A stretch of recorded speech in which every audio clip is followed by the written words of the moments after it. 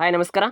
ಪ್ರಥಮ PUC ವಿದ್ಯಾರ್ಥಿಗಳಿಗೆ ಈಗಾಗಲೇ ಲೆಸನ್ ಬೇಸ್ಡ್ ಅಸೆಸ್ಮೆಂಟ್ ಆರಂಭಗೊಂಡಿದ್ದು, ಸೊ ಆಗಸ್ಟ್ 3ನೇ ತಾರೀಕಿಗೆ ಎಲ್ಲ ಒಂದು ಜಿಲ್ಲೆಗಳಿಗೆ ನಿಮಗೊಂದು ಪ್ರಥಮ ಕಿರು ಪರೀಕ್ಷೆಯನ್ನು ನಡೆಸ್ತಾರೆ. ಸೊ ಇಂದಿನ ಒಂದು ವಿಷಯದಲ್ಲಿ ಪ್ರಥಮ PUCಯ ಇತಿಹಾಸ ಸಂಬಂಧಪಟ್ಟಂಥ ಕನ್ನಡ ಮಾಧ್ಯಮದಲ್ಲಿ ಪ್ರಶ್ನೆ ಪತ್ರಿಕೆ ಮತ್ತು ಕೀ ಉತ್ತರವನ್ನು ನೋಡೋಣ. ಇದು ವೆರಿ ಇಂಪಾರ್ಟೆಂಟ್ ಕ್ವೆಶನ್ಸನ್ನು ಕೊಡಲಾಗುತ್ತೆ. ಸೊ ಈ ವಿಡಿಯೋನ ಎಲ್ಲೂ ಕೂಡ ಸ್ಕಿಪ್ ಮಾಡಿದೆ, ಸೊ ನೋಡಿ. ಸೊ ಮಾರ್ಕಸ್ 40 ಅಂಕಕ್ಕೆ ಇರುವಂಥ ಪ್ರಶ್ನೆ ಪತ್ರಿಕೆ. ಸೊ ಟೈಮ್ ಬಂದುಬಿಟ್ಟು 1 ಗಂಟೆ 30 ನಿಮಿಷವನ್ನು ಒಳಗೊಂಡ ಪ್ರಶ್ನೆ ಪತ್ರಿಕೆ ಘಟಕ ಪರೀಕ್ಷೆ. ಸೊ ಈಗಾಗಲೇ ಭಾಗ 1 ಪ್ರಶ್ನೆ ಪತ್ರಿಕೆ ನೋಡೋಣ. ಒಟ್ಟು MCQನ 5 ಕೊಟ್ಟಿರ್ತಾರೆ. ಸೊ ಕೊಟ್ಟಿರುವ ಉತ್ತರಗಳಲ್ಲಿ ಸರಿಯಾದದನ್ನು ಆರಿಸಿ ಬರೆಯಿರಿ ಪ್ರಶ್ನೆಯನ್ನು ಕೇಳಾದರೆ, ಹಿಸ್ಟ್ರಿ ಪದದ ಅರ್ಥವನ್ನು ಕೇಳಾದರೆ ಸೊ ಇಲ್ಲಿ 4 ಆಪ್ಷನ್ನ ಕೊಟ್ಟಿದ್ದಾರೆ. ಸರಿಯಾದ ಉತ್ತರ ಬ, ವಿಚಾರಣೆ ಮತ್ತು ತನಿಖೆ ಅನ್ನೋದು ಆಗಿರುತ್ತೆ. ಹಾಗೆ ಎರಡನೇ ಪ್ರಶ್ನೆ, ಹೋಮೋ ಪದದ ಅರ್ಥ ಅಂತ ಕೇಳಾಗಿದೆ. ಸೊ ಹೋಮೋ ಅನ್ನೋದು ಮಾನವ ಆಗಿರುತ್ತೆ. So options a right answer ಆಗಿರುತ್ತೆ. ಮೂರನೇ ಪ್ರಶ್ನೆ, the origin of the species ಗ್ರಂಥದ ಕರ್ತೃ ಯಾರು ಅಂತ ಕೇಳದಲ್ಲಿ ಆಪ್ಷನ್ಸ್ ಬ ಚಾರ್ಲ್ಸ್ ಡಾರ್ವಿನ್ ಅವರು ಆಗಿರ್ತಾರೆ. ಹಾಗೆ ನಾಲ್ಕನೇ ಪ್ರಶ್ನೆ, ಈಜಿಪ್ಟ್ ನಾಗರಿಕತೆಯು ಯಾವ ನದಿಯ ದಂಡೆ ಮೇಲೆ ಬೆಳೆದು ಬಂದಿತ್ತು ಅಂತ ಕೇಳದಲ್ಲಿ ಸೊ ರೈಟ್ ಆನ್ಸರ್ ಏನು ನೋಡ್ಕೋಬೇಕು ನೀವು. ಸೊ ಎ ಸಿಂಧೂ ನದಿ ಮೇಲೆ ಬೆಳೆದು ಬರುತ್ತೆ. ಇನ್ನು ಐದನೇ ಪ್ರಶ್ನೆ, ಮೆಸೊಪೊಟೇಮಿಯಾದ ಅರ್ಥವನ್ನು ತಿಳಿಸ್ಬೇಕಾಗಿರುತ್ತೆ.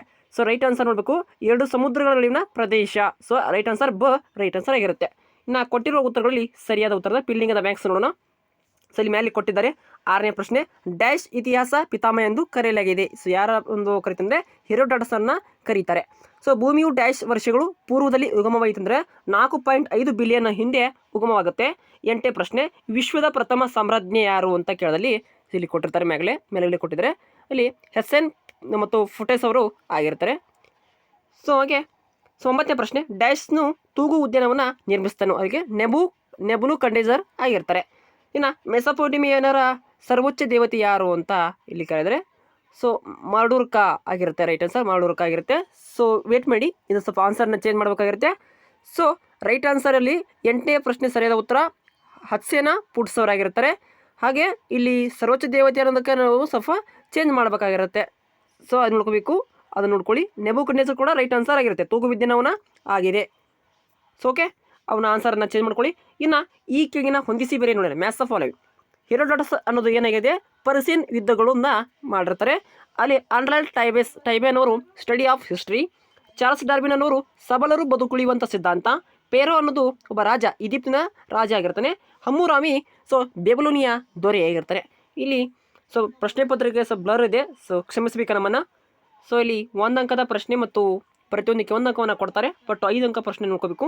ಕಾರ್ಲ್ ಮಾರ್ಕ್ಸ್ನ ಇತಿಹಾಸದ ವ್ಯಾಖ್ಯಾನವನ್ನು ಬರೀಬೇಕಾಗಿರುತ್ತೆ. ಇತಿಹಾಸವನ್ನು ನಾಗರಿಕತೆಗಳ 7 ಬೀಳಿನ ಕಥೆ ಎಂದು ಯಾರು ವ್ಯಾಖ್ಯಾನಿಸ್ತಾರೆ ಅಂತ ಬರೀಬೇಕು. ದ ಸಿಟಿ ಆಫ್ ಗಾಡ್ ಕೃತಿಯನ್ನು ಬರೆದವರು ಯಾರು? ಇಲ್ಲಿ ಹುಮನ್ ಪದ ಯಾವ ಭಾಷೆಯಿಂದ ಬಂದಿದೆ? ಈಜಿಪ್ತಿನರು ತಮ್ಮ ರಾಜ್ಯದ ಮೃತದೇಹಗಳನ್ನು ಏಕೆ ಸಂರಕ್ಷಿಸುತ್ತಿದ್ದರು? ವಿಶ್ವದ ಬೃಹತ್ ಪಿರಮಿಡ್ ಯಾವುದು ಅಂತ ಕೇಳಲಿ ಇಲ್ಲಿ ಕೊಟ್ಟಿದ್ದಾರೆ. ಸೊ ಅದನ್ನು ನೋಡ್ಕೋಬೇಕು. ಹಾಗೆ ಜುಗ್ರತ್ ಎಂದರೇನು? ಸೊ ಅದಕ್ಕೆ ಕೊಟ್ಟಿದ್ದಾರೆ. ಎತ್ತರವಾದ ಶಿಖರವಾದ ದೇವಾಲಯಗಳಿಗೆ ನಾವು ಜಿಗುರತ್ ಎಂದು ಕರೀತಾರೆ. ಇನ್ನು ಇಲ್ಲಿ 50 ವಾಕ್ಯಲ್ಲಿ ಉತ್ತರಿಸುವಂಥ ಪ್ರಶ್ನೆ, 2 ಪದ ಅಥವಾ 2 ವಾಕ್ಯಲ್ಲಿ ಉತ್ತರಿಸುವಂಥ ಪ್ರಶ್ನೆಗಳು ಕೊಟ್ಟಿರ್ತಾರೆ. ಅವನು ಕೂಡ ನೋಡ್ಕೋಬೇಕು. ಕಾರ್ಲ್ ಮಾರ್ಕ್ಸ್ನ ಕೃತಿಗಳನ್ನ ತಿಳಿಸಿ. ಹಾಗೆ ಜವಾಹರ್ಲಾಲ್ ನೆಹರು ಅವರ ರಚಿಸಿದ ಪ್ರಸಿದ್ಧ ಕೃತಿಗಳ್ಯಾವು? ಇತಿಹಾಸ 2 ವೃತ್ತಿಪರ ಉಪಯೋಗಗಳನ್ನು ತಿಳಿಸಿ. ಭೂಮಿ ಉಗಮದ 2 ವಿಕಸನದ 2 ಸಿದ್ಧಾಂತಗಳನ್ನು ತಿಳಿಸಿ. ಜೀವದ ಉದಯಕ್ಕೆ ಕಾರಣವಾದಂಥ 2 ರಾಸಾಯನಿಕ ಒಂದು ಯಾವುದಾದ್ರೆ ಸೊ ನೀವು ಬರೀಬೇಕಾಗೈತೆ.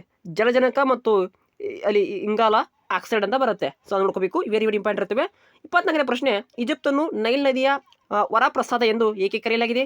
ಮೆಸೊಪೊಟೇಮಿಯಾನ ನಾಗರಿಕತೆಗಳ ತೊಟ್ಟಿಲು ಎಂದು ಸಮಾಧಿ ಎಂದು ಏಕೆ ಕರೆಯಲಾಗಿದೆ? ಸೊ ಇನ್ನು ಪಾರ್ಟ್ ಸಿ ಇಲ್ಲಿ ಕೊಟ್ಟಿರುವಂಥ 5 ಅಂಕದ ಪ್ರಶ್ನೆ ನೋಡ್ಕೊಳ್ಳಿ. ಇತಿಹಾಸ ಅಧ್ಯಯನದ ಪ್ರಾಮುಖ್ಯತೆಯನ್ನು ವಿವರಿಸಿ. ಆಹಾರ ಮತ್ತು ಆಶ್ರಯಗಳು ಹೇಗೆ ಮಾನವನ ವಿಕಾಸನಕ್ಕೆ ಕಾರಣವಾಯಿತು? ಹಮ್ಮುರಾಮಿಯ ಕಾನೂನು ಸಂಹಿತೆ ಕುರಿತು ಸಂಕ್ಷಿಪ್ತವಾಗಿ ವಿವರಿಸಿ. ವೆರಿ ಇಂಪಾರ್ಟೆಂಟ್ ಆಗಿರುತ್ತೆ. 28, 27 ಮತ್ತು 26 ವೆರಿ ಇಂಪಾರ್ಟೆಂಟ್ ಇರ್ತವೆ. ಸೊ ಈಗಾಗಲೇ ಸೊ ಪ್ರಶ್ನೆ ಪತ್ರಿಕೆಯ ಕುರಿತು ವಿಡಿಯೋ ಮಾಡಲಾಗಿದೆ. ಸೊ ನಾಳಿನ ತರಗತಿಯಲ್ಲಿ ಸಿಗೋಣ ಅಂತ ಹೇಳ್ತಾ, ಎನಿ ಡೌಟ್ಸ್ ಇದ್ದರೆ ಕಮೆಂಟ್ ಮಾಡಿ ತಿಳಿಸಿ. Thank you for watching. Have a nice day.